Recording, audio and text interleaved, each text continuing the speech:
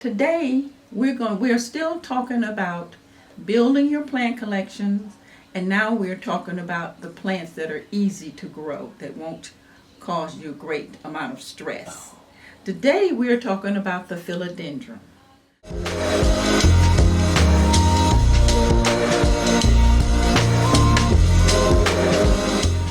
In 2020, well, we all know what happened. I'm going to claim that as my reason for my derailment from my plan.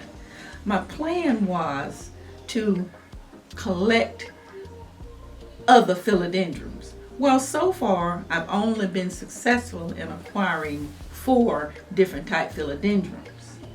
The philodendron lemon lime, which is kin to, in some ways this looks like a pothos, some people say, but it also looks like the heart leaf philodendron, but it's just that beautiful lime color.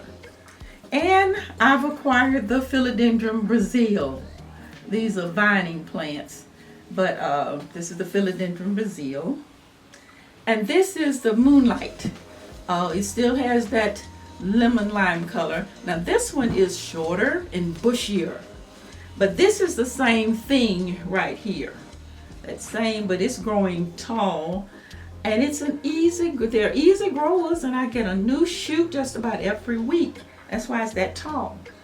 And I saved this one for last because this is a surprise to me. This is actually a Philodendron Birkin. Now, it's come a long way.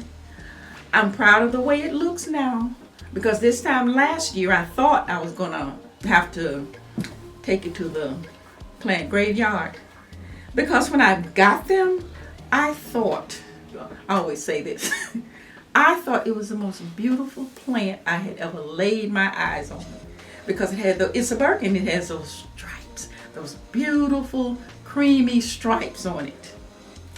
But when I read up on it, it did tell me that when it grows, the older it gets, those stripes are going to disappear.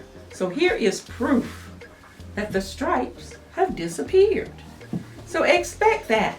But when they're younger and that beautiful creamy stripe is on there, it's beautiful. Now, of course I had 2. The other one didn't make it.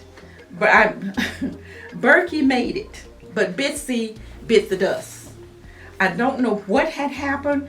Well, it was a new plant for me, and I was trying to learn how to take care of it, and I failed Bitsy. But Birdie made it.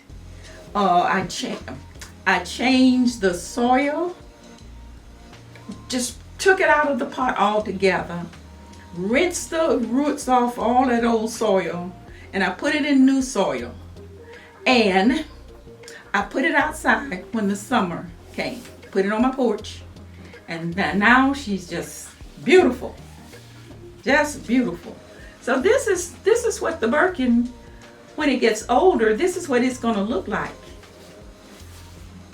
Well, I don't know whether all of them look like this, but this is what mine looked like, because I did have I did have one last little leaf on there to show you, to prove to you that I was not pulling your leg. But of course, what did I do with that leaf? There it is.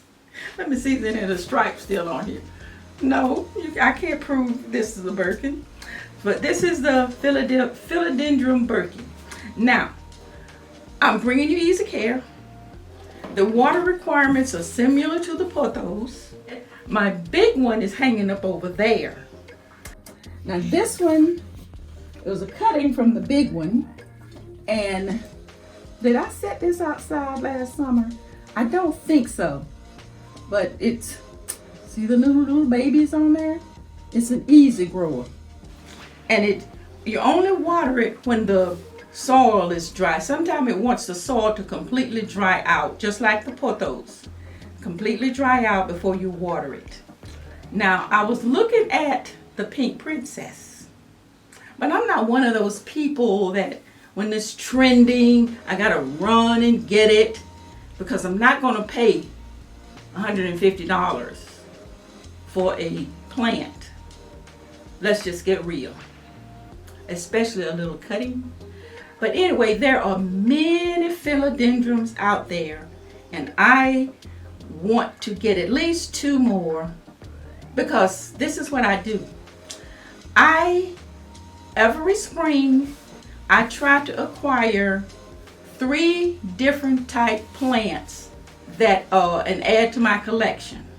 I have all the summer to figure it out, to see its growing habits or whatever, and then some of them stay, some of them don't make it. Like I said, I've given up on the fern. So I thank you for being with me today, and happy growing, because what's our motto? You got to grow or go. Don't forget to hit that subscribe button.